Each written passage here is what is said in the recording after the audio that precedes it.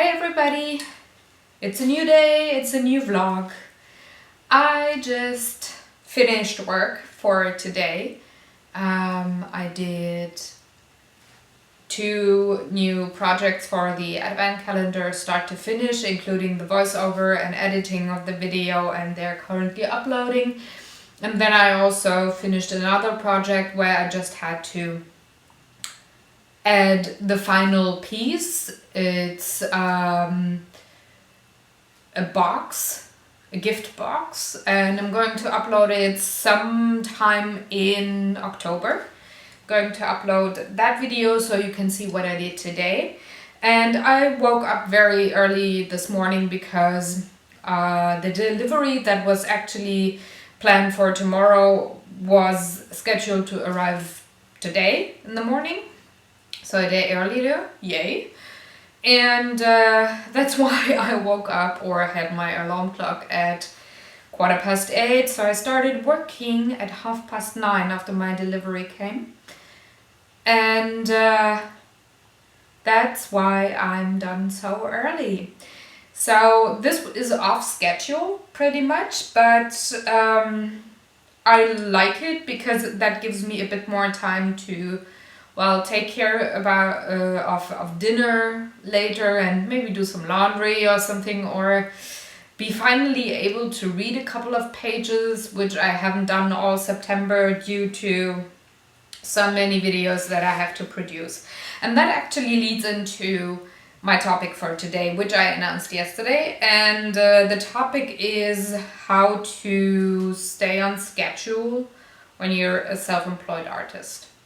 So I know very many people that go into self-employment that do have trouble in the beginning, like the first month or 6 weeks. They procrastinate, so to say, which is, well, not a nice thing, but it happens to pretty much anybody that is creative. At least all the people I know that are working from home with creative jobs, that are artists, they had the same problem in the beginning, but somehow they got a schedule. However, there's times when you don't feel, especially as a painter or a writer maybe, when you don't feel like you're creative, you don't want to produce art, you don't want to write, but you know that you actually have to do something, but you're just not inspired. So how can you go around that? How can you make sure that you still work on stuff every day so that you can keep deadlines and not just fade into oblivion? Let's call it like that. Well, my personal thing is I have a playlist on iTunes.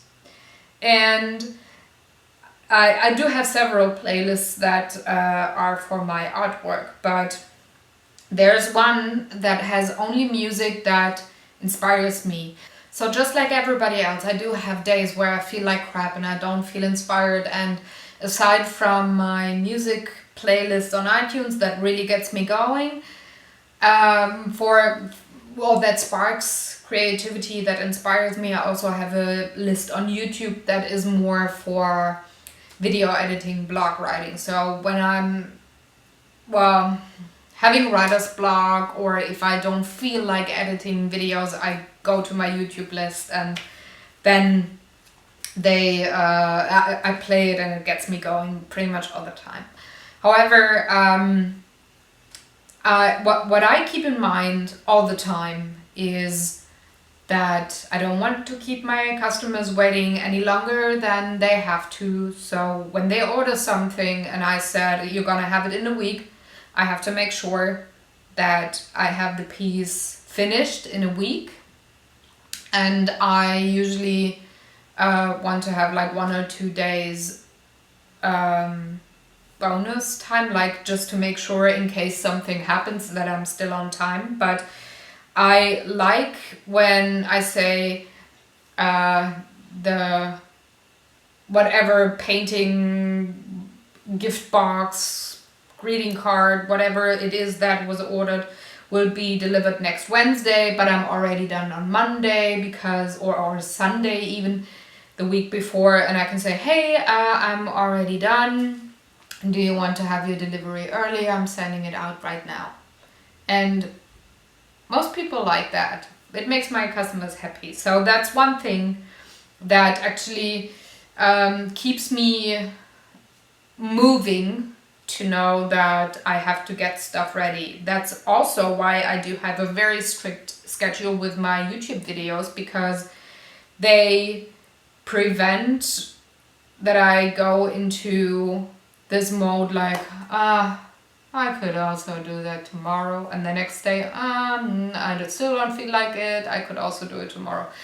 And what I find is that it's way easier for me to have maybe art journal projects and try something new, or just doodling or whatever on those days where I'm so not inspired. And most of the time, 80% of the time, while I just doodle on a page, or I don't know, work on some backgrounds for art journals or for greeting cards or whatever, usually I get inspired with something and I'm doing another piece afterwards. So, or I stop doodling and I go for the real art that I actually want to do. So this helps a lot. However, there's also another thing. I can't have too many projects at a time. I still need to make sure that I have free time, that I have time to knit, to read, to write, watch my 2 TV shows, and have time with my husband, have time for board gaming, all of that stuff. So I make sure that I don't have to make more than one project a day. I don't mind painting for 8 or 9 hours, but that's that. I'm done then. I'm fine with editing the video the next day and have only an art piece that takes me maybe an hour to produce. That's totally fine, but I make sure that I can always manage one thing from start to finish on one day, and I'm not taking on any other projects for the same period of time. Otherwise, I would be too stressed out. I would be more in the administrative mode than the artist inspired mode, and I can't deal with that. I refuse. So it's very difficult to keep the balance between doing nothing or doing too much. And when I feel that I'm off balance, I make sure that I work on that I redeem whatever problem I have. Either I force myself to do something, or I force myself to do less in a certain time. It's okay to have, like now for September, have a schedule that is crazy and work 7 days a week instead of 5, and work for 15 hours a day instead of 12. But I couldn't do that every day all year round for years, because I don't want to burn out. As for the other thing that is more like I procrastinate or I'm uninspired, there's different challenges that you can set yourself that get you into the mood of creating something, that narrow down the wide field of things you can do as a painter, as an artist, as anything that works with, as anybody that works with crafts, for example. You can narrow it down. You can say, okay, I want to go with a theme, I want to go with a color, I want to go with a certain technique, I want to go with a certain surface, and focus on that. For example, I do have challenges when I'm not in the mood to do anything else, where I say, okay, I just grab a couple of, like really a couple, 2 colors from my bag of colors that I don't want to rebuy, and once I have those two colors, I have to figure out what I do with them. And just this simple thing that you grab those two colors and you focus on them usually gets you in the mood to, well, be creative, to do something. And that again helps then with a schedule to produce art, to have new stuff in your shop, to finish pieces for a gallery, or, well, finish videos, whatever your creative field is. And I wonder if, I know that very many artists have kind of like a same thing, that they have something that inspires them that is not art per se, but maybe books, maybe music. Everybody has something.